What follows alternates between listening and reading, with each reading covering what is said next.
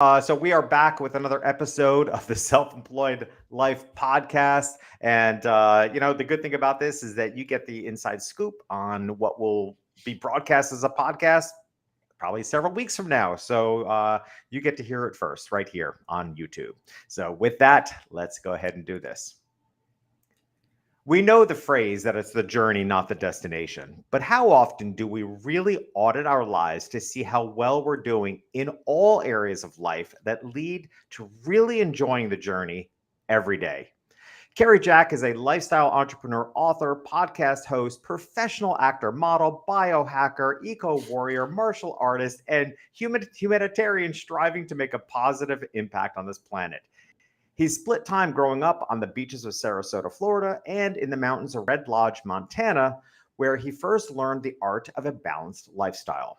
As a biohacking human performance expert, Carrie Jack has coached elite entrepreneurs, professional athletes, Olympic gold medalists, Stanley Cup winners, Fortune 500 CEOs, and many others. He is the founder of The Happy Hustle, whose mission is to educate, inspire, and entertain while reminding you to enjoy the journey, not just the destination, as you happy hustle for a life of passion and purpose. Carrie, welcome.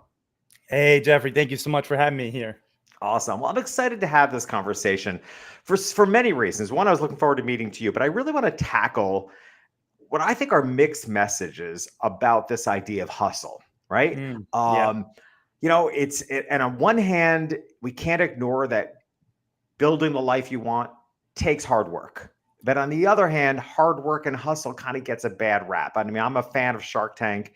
And I have to say, admittedly, I kind of cringe sometimes when Mark Cuban, who I admire greatly, but he's like, if you're not grinding it out, and if you're sleeping more than 2 hours a day, you're not putting your effort into it. And I think, that's not it. Like, that's not the answer to enjoying the journey. But yet we can't ignore it's hard. So I want to get your take on these mixed messages about hustle and hard work.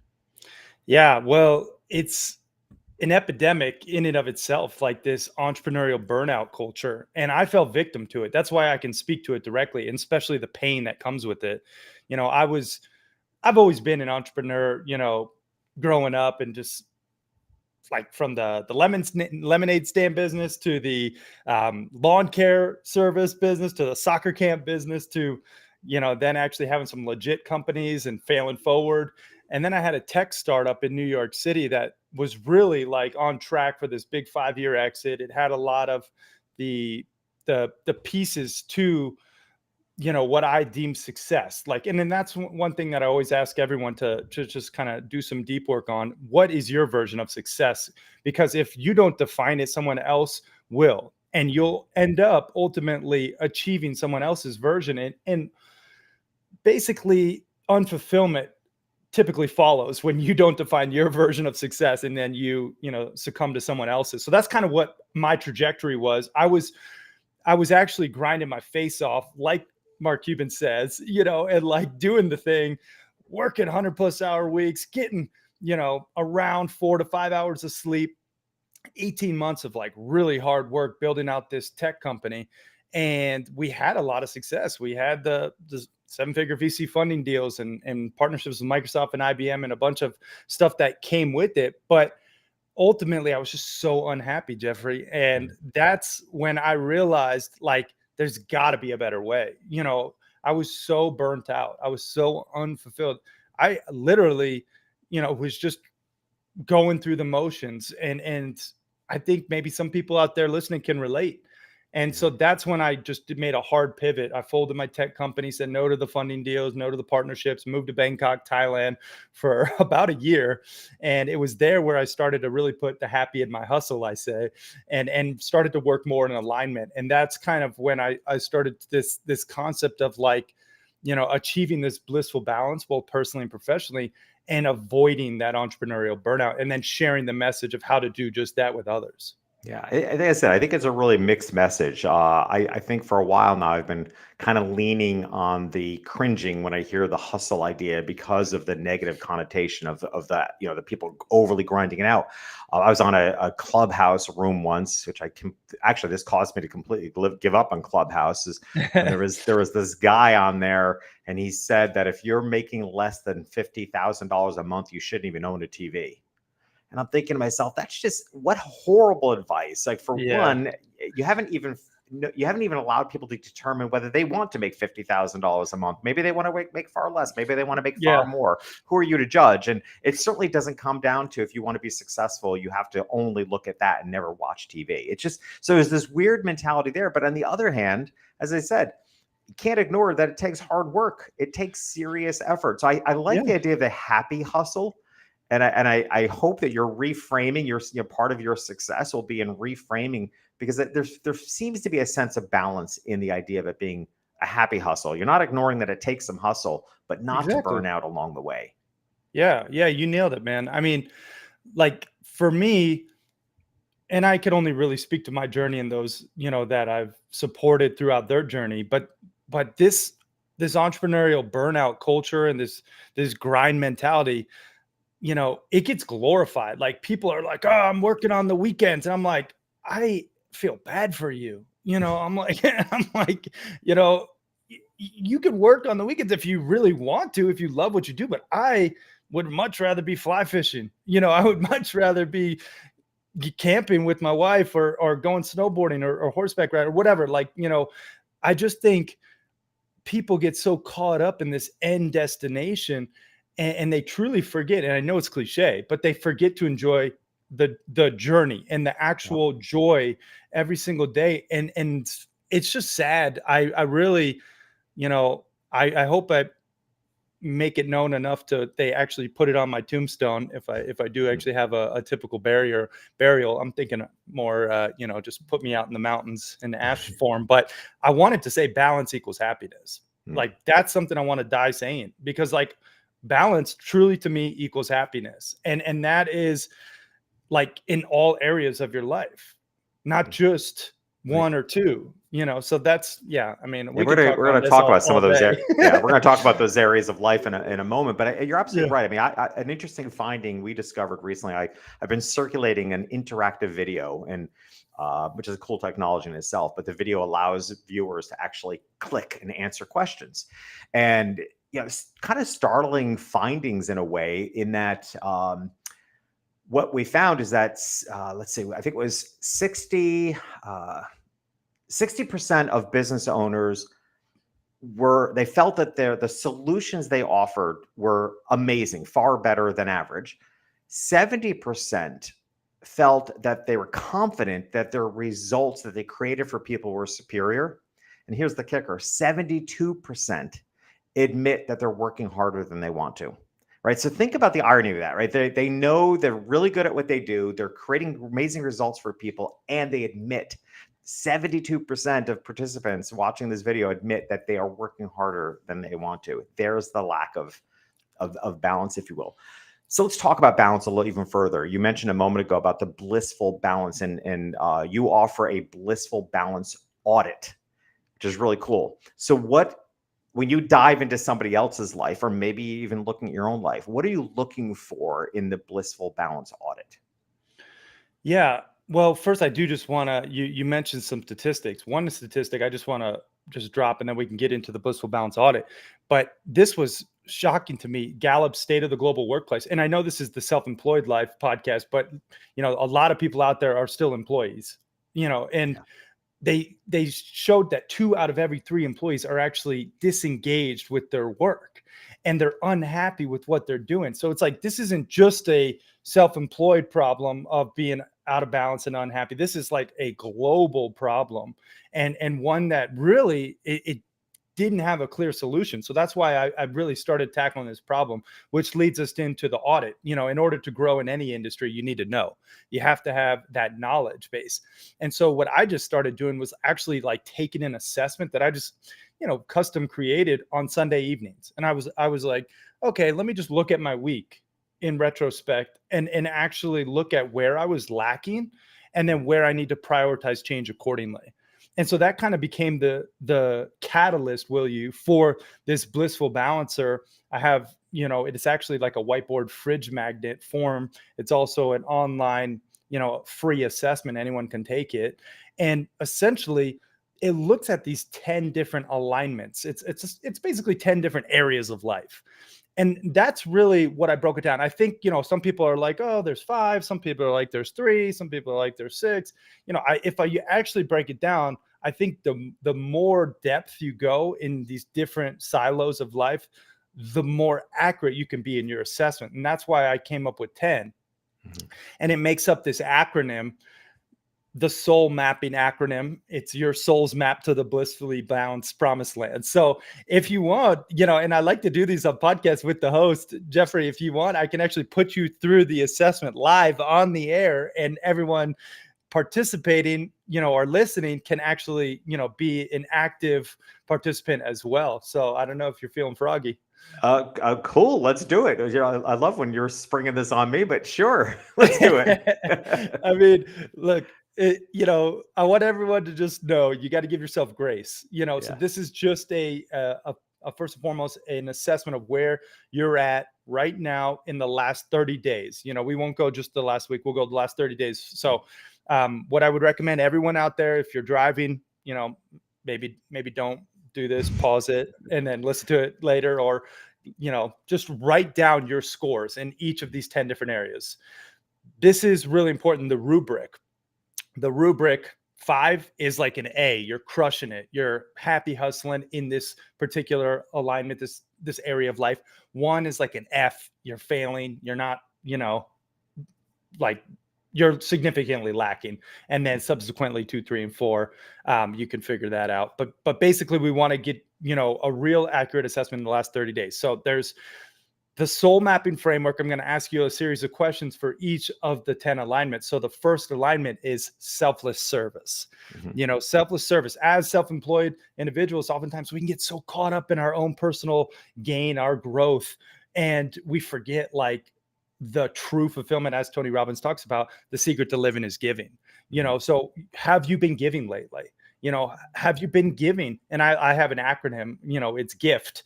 Have you been giving your insight, your finances, and your time? Or maybe not, so really rank yourself.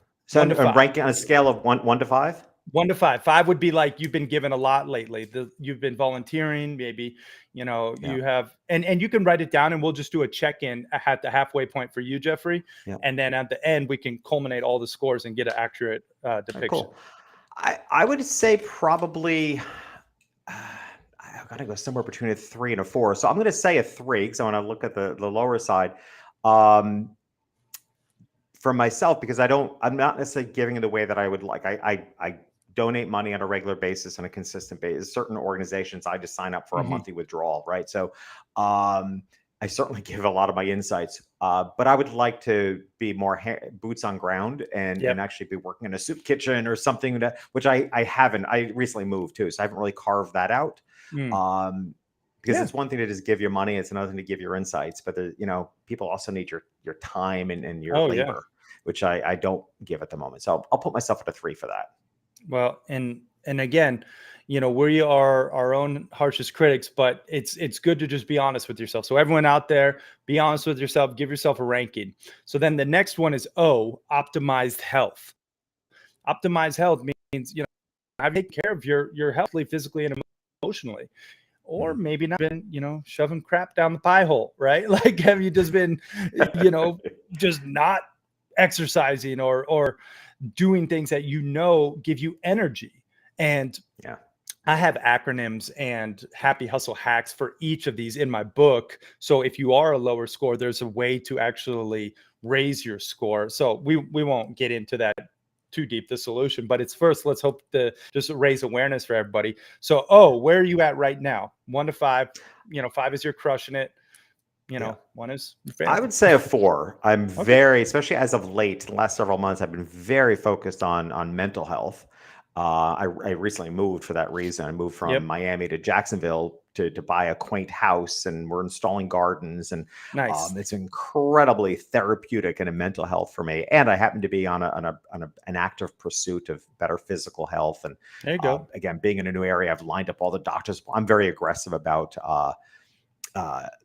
taking care of my health as far as physicals and taking care of what needs to be done, and et cetera. And I eat fairly well. I could probably use a little bit more traditional exercise, but I walk like, I would say I walk like I'm Forrest Gump. Like I walk like endlessly.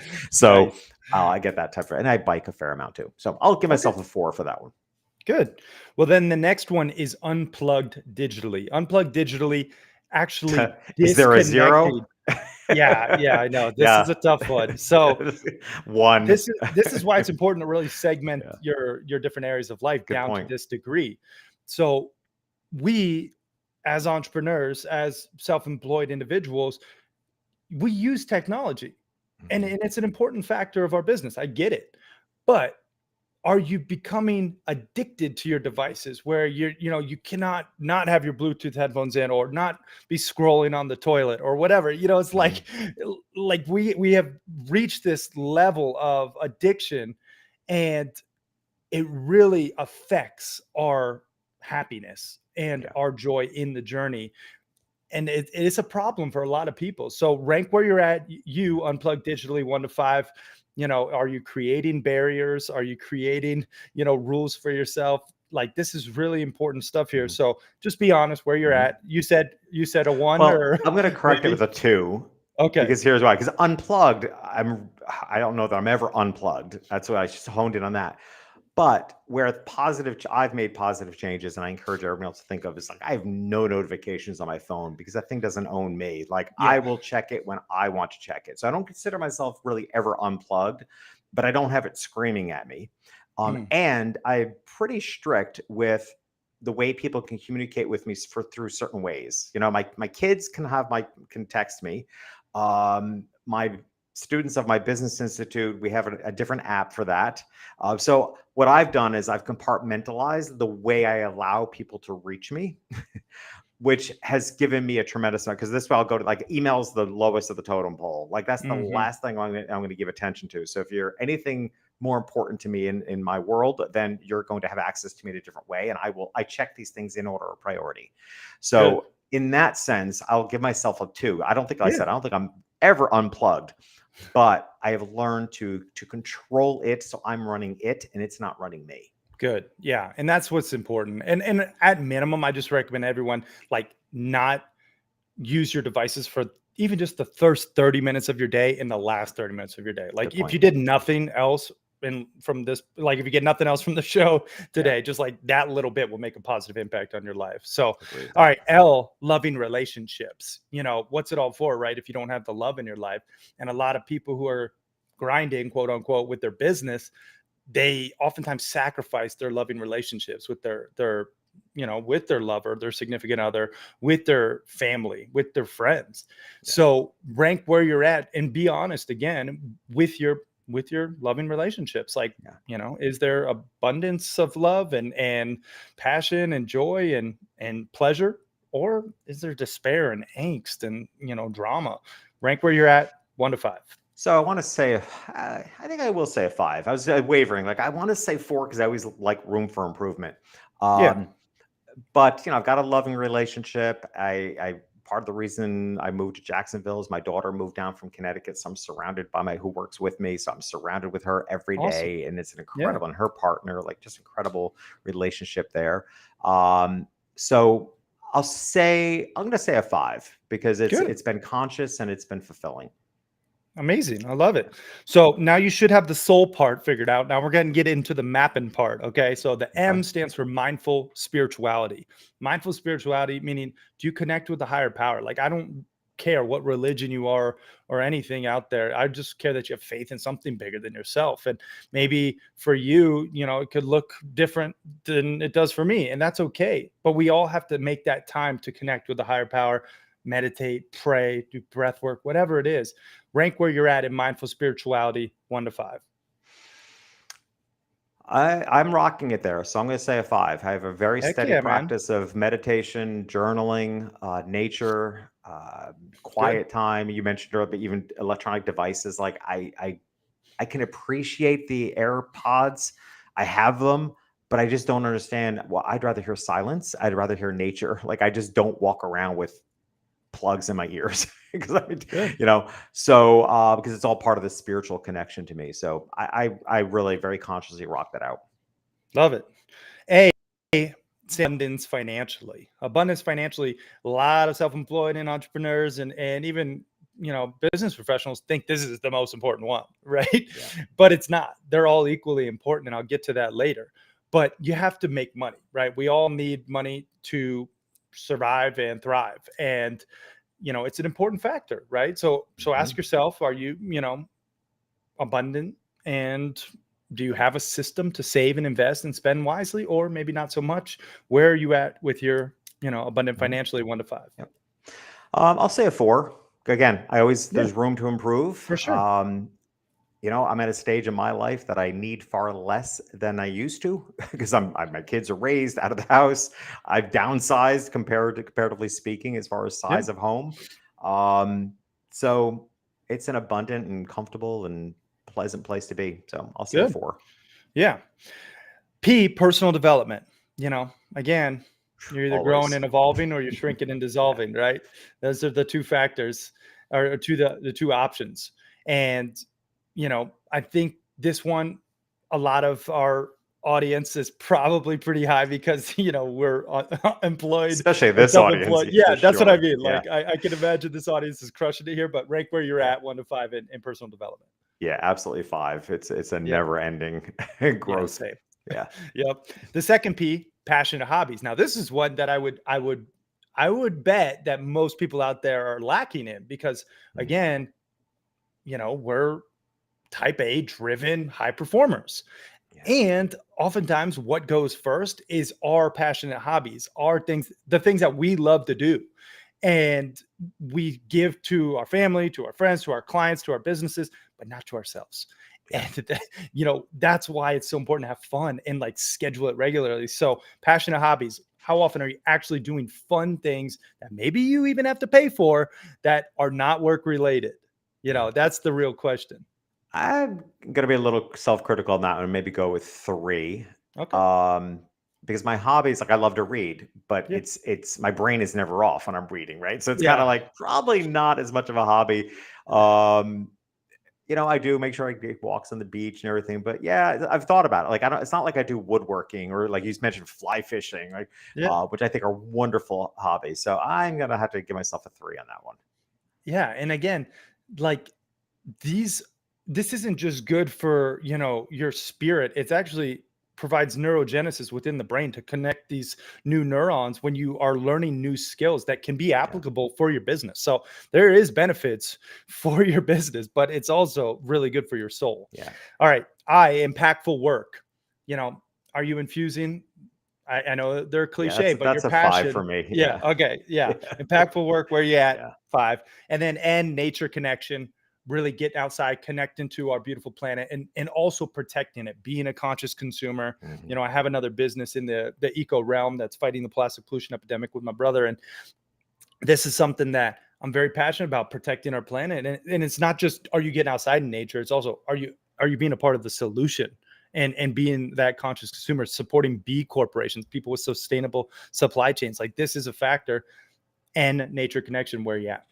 Great. I'll say a 4 because it's an area I would like to improve in. I am a very conscious consumer. I mean, I will pick a Post-it note off of the ground to make sure it goes into recycling. So doing my part there, but we have so far to go that I want to leave a lot of room for growth there. Well, and here's what I want to say. Like everyone out there, add up your scores, and I have your scores written, Jeffrey, so we can add up your scores. And if you're 40 or above, you're happy hustling. If you're 39 or below, we got some work to do. And that's okay. We got to give ourselves grace. But essentially, let me just do the math here. We got 7, 9. I feel like there should be like the Jeopardy countdown sound. I know. What will it be? What will it be? I do hope everyone takes a moment and pauses and plays this episode back if you need to, and really give yourself the opportunity to assess, do this audit. I think it's this blissful balance audit and take in consideration these 10 parts and how you're doing on each of them. You, my friend, are a 40 on the dot. That is There awesome. you go. I love it. I love it. I Awesome. mean, here's the thing, guys. I want everyone to just out there hear me with this one point. Like, balance is not a finite destination. It really is this never-ending journey where it requires these tweaks, these adjustments, these pivots. So you could be a 40 this week. Next week, you could be even higher or you could be even lower, but you have to make adjustments on the fly. That's why it's important to do this self-quantification regularly. And I actually take my own medicine and do this assessment on Sunday evenings, and it just is a part of my routine. And that's the importance. Now, I do want to mention like the number one happy hustling principle of like all this stuff. And it is, you have to give equal importance to each of these different alignments, but focus on one at a time. So you give equal importance to each of these 10 different alignments, but you focus on one at a time, right? So when I'm rocking the mic with Jeffrey, I'm all here. I'm not thinking about my date night with my wife or, my, volunteer with Rotary later this evening, like all the stuff that I got going on. It's like, that is one of the biggest problems I find with a lot of self-employed entrepreneurs, business professionals, is when they're at work, they're thinking about their family. When they're with their family, they're thinking about work. So they're not doing either effective, So anyway, that's the principle. And I hope that resonates. And I would think that, because I've had a lot of conversations about balance, there's a lot of balance can mean different things to different people. And I always say balance doesn't have to mean equal. But I think in your case, I like the idea. I love the idea of the Sunday night practice and really looking at whether it's a Sunday night or Monday morning. That would be up to the individual. But I like the idea of just seeing where you're at with each of these 10 areas. And it's not so much, it's not about getting them all. I mean, hey, if you can get all of them to 5, that's great. But I think what's important is actually having the checklist to see what you could be overlooking, like the hobbies. That's kind of a standout for me. Like it's something a lot of people don't think about is, do you, as a hardworking business owner, do you actually have leisure hobbies? That's what I said. I wasn't willing to count reading, which I do obsessively, as a hobby because I'm doing it because I'm addicted to the brain learning, right? That's not shutting off. So I think that to me is really the benefit of this blissful balance audit, is to just look at the different parts, make sure you're not overlooking anything. Yeah. Well, and just to anyone who wants to do like the digital version, it's free. You could just go to thehappyhustle.com and then /assessment. So cool. Like, I just have it like bookmarked on my computer, and I'll just knock it out, or I can just go through it in, paper format. But it's just important to do it. Like, you can even do it in your head. I don't really care. I just want you to do it so that you can make these adjustments and really, not wake up 20 years from now and just be like, oh my goodness, I am so out of bounds. I'm so burnt out. I'm so stressed. Maybe it won't only be 5 years, maybe it will only be 1 year from now. And you're like, geez, you can make adjustments now that will set you up for future success. I mean, you mentioned earlier about the high rate of disengagement amongst employees. And, I actually do think that applies a lot to self-employed people. I think that, I'm very conscious. I often talk to my coaching clients about being careful what you give away, right? Because we live, again, mixed messages. We live in this place where people are telling us to delegate. And often that's a good idea. But do be conscious of what you delegate. Sometimes we give away, and I know I've made this mistake, where you delegate tasks that actually give you tremendous joy.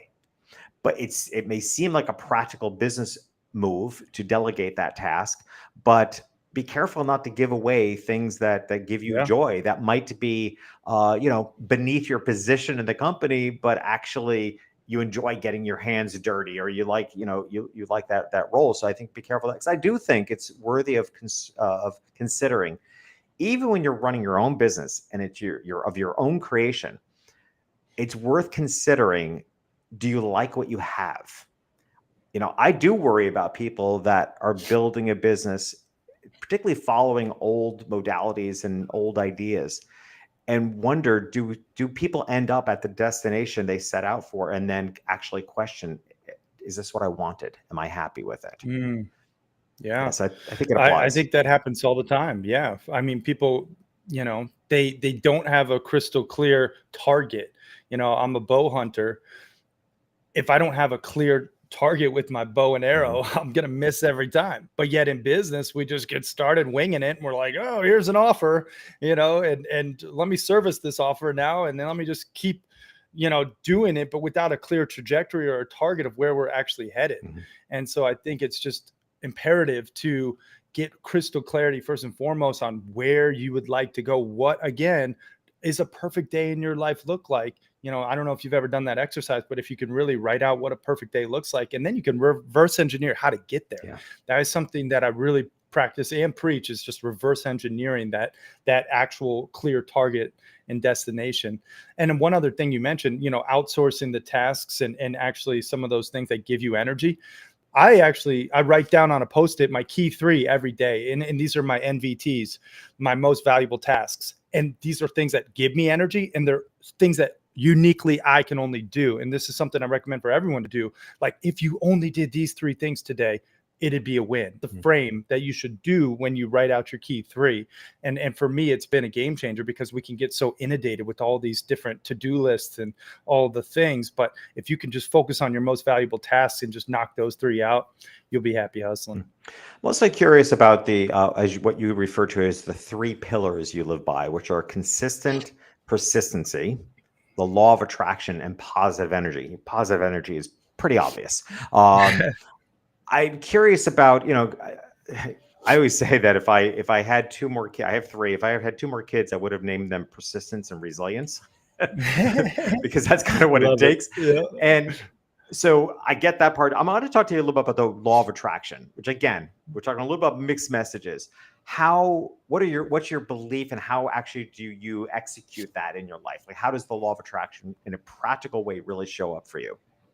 Yeah. I'm not one that thinks, oh, I'm just gonna attract abundance and wealth and success, quote unquote. Like, that's not, when I say that, I don't mean, like the secret kind of exact definition of law of Mhm. attraction. For me, it's about being magnetic for the energy that I wish to attract. And your vibe attracts your tribe. So if I want a certain type of client or a certain type of, you know, colleague or partnership or whatever it is, I want to be that. I always lean on this advice I got from an early mentor. If you want a 10, be a 10 with your relationship, with your clients, with anything in life. Be the 10 that which you seek. And so that's how it resonates for me, is actually being that energy that I wish to attract. I love the reframing of that about being magnetic, because I brought that up because, again, kind of mixed messages between the law of attraction versus hustle, right? And it's neither are 100% right. I mean, there isn't. We don't want to grind it out and just be all hustle without having some belief system that you are that there is power bigger than you and that you are magnetic. But at the same time, if you lean too heavy into the law, I believe, just the full law of attraction, then you're not putting any effort into it. And I guess in principle I raised my kids on was you have to meet the sun halfway. That was my sort of my grounding message to my kids when I was raising them, is that you have to meet the sun halfway. Like, I really Yeah. wanted them to live a life believing the sun was going to shine on them, that there was goodness in the world, and but at the same time, you got to meet the sun halfway, right? You have to put some effort into it as well. Amen. Yeah. One of the other ways you optimize, I'm kind of curious about this on a personal level, is biohacking, right? This is one of the ways you talk about. So for a lot of people may not be entirely familiar with biohacking is. So kind of take us down that journey a little bit about what biohacking is and how you use it for yourself and encourage others as a way of optimal performance. Yeah, I mean, biohacking has become somewhat of a fad. It's essentially the mixture of ancient wisdom and modern science for total human optimization. I actually was an athlete growing up, martial artist as well, and I've always been very in touch with how my energy physically really does, you know, dictate my energy mentally and emotionally and spiritually. It's all connected, right? I actually ran a biohacking company with my business partner.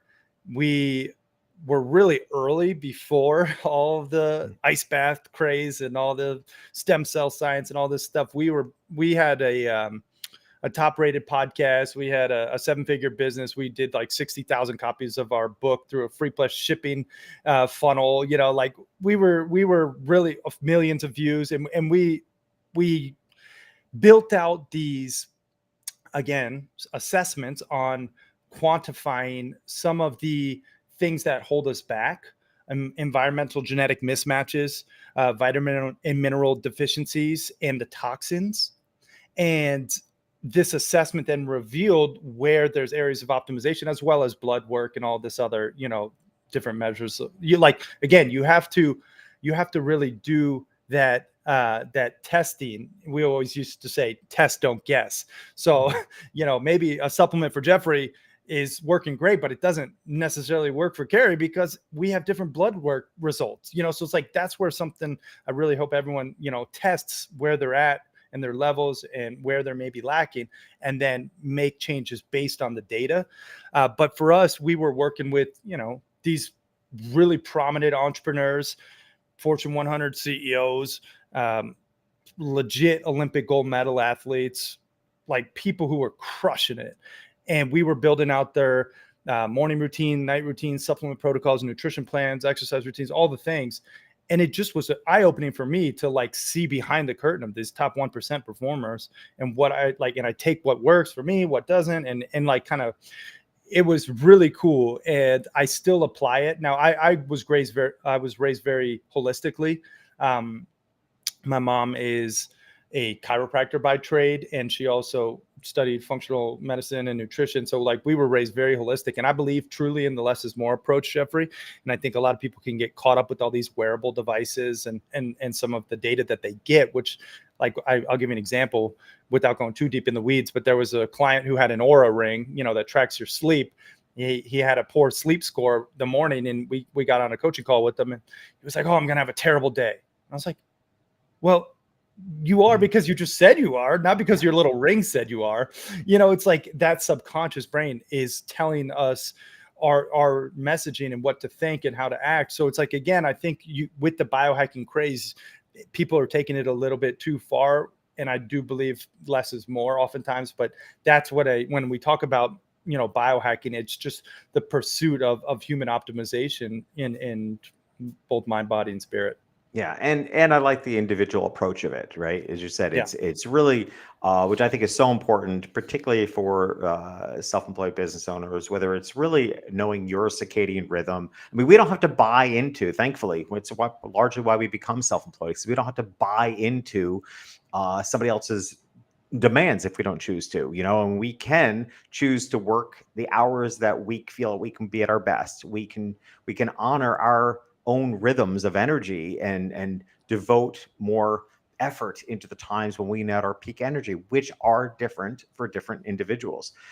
So I think that part of biohacking is intriguing, and that's again where the data really applies. Is are you putting the effort in to understand the data and paying attention to your own energy levels and what you need to support to get the optimum performance out of you as an individual. I think that's the important component of it. Well, I was going to say, if you want a quick acronym on energy, this is something, if everyone just leans into this energy, and this is something, again, I went a little acronym crazy inside my book, but exercise, nutrition, environment, rest, gallon, and youth.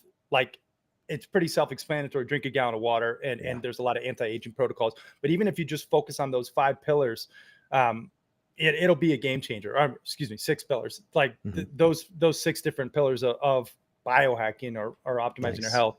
It'll really help. So go ahead. That's sorry. Awesome. I had to say it. I'm just kind of curious if we, if you were to pull back, I mean, you're obviously very mission driven, but if you kind of pulled back, what is, the happy hustle model? What is it that you want for people? Like, what's the right down at the, kind of pulling back at a global level, but looking at the individuals, what are you really driven from a place of desire and want for people? Honestly, I just want to help people put the happy in their hustle. Like, I don't want them to eliminate the hustle. I just want them to do it with happiness top of mind. That's at the core, and achieving that blissful balance, both personally and professionally, is a part of it. But at the core, it's just put the happy in your hustle. I love it. Awesome. Well, before I let you go, I would love to know what's one thing about you that says everything about you. Yeah, I love this question. I mean, you alluded to it, but it's the persistent consistency. That really is something. It's a Zig Ziglar term. He was an early mentor. I just went through Auto University, always listening to his tapes, and that resonated so much. It's like the compound effect at play, that great book by Darren Hardy. But essentially, you have to persist, each and every day, even when you don't feel like it, consistently. And adversity will arise, sure, and you'll overcome it with persistent consistency, and it's like that, I think, has been just a theme throughout my life. If I really wanted something, persistent consistency helped me achieve it. That's awesome. So, Cary, tell us the best way to find out more about Happy Hustle, your podcast, all that you're up to. Yeah, well, Jeffrey's coming on the Happy Hustle podcast, rocking the mic with me soon. So I'm really excited about that one. Hopefully it's out by the time, everyone hears this, and they can go, over to the Happy Hustle and, check out that episode with Jeffrey. If people want to go deeper, I would say they can pick up a copy of the book, The Happy Hustle, 10 alignments to avoid burnout and achieve blissful balance. And you could just go to thehappyhustlebook.com. Basically, it's free. You just help out with the shipping and handling. And then if you want the audiobook, you can get it. We have some master classes and some courses and stuff that parlays with it. If you want to get the Blissful Bouncer whiteboard fridge magnet, it's all there at thehappyhustlebook.com. And I'll do something special for your audience, Jeffrey. And I don't do this very often, but I resonate with the self-employed life, people out there. And if people actually get the book and they actually read the book, and then they send me a DM on Instagram at Cary__Jack, my assistant will respond with my Calendly link for a 20-minute Happy Hustle huddle. Now, you have to share with me your number one takeaway from the book. And, obviously I want to help you. This has I don't have any ulterior motive. This is strictly, I want to help you put the happy in your hustle, and my time is my most precious commodity. So if someone feels called, if they resonate with this message, they get the book, they read it, they send a, number one takeaway, we'll respond back with the Calendly link. And, I'm here to serve you as best as possible. Nice. I love that. Happy Hustle Huddle. That's awesome. And yeah, your sincerity is obvious. So I appreciate that's a really nice offer. Of course, we'll make sure the links to everything you've mentioned are in our show notes at jeffreyshaw.com/podcast.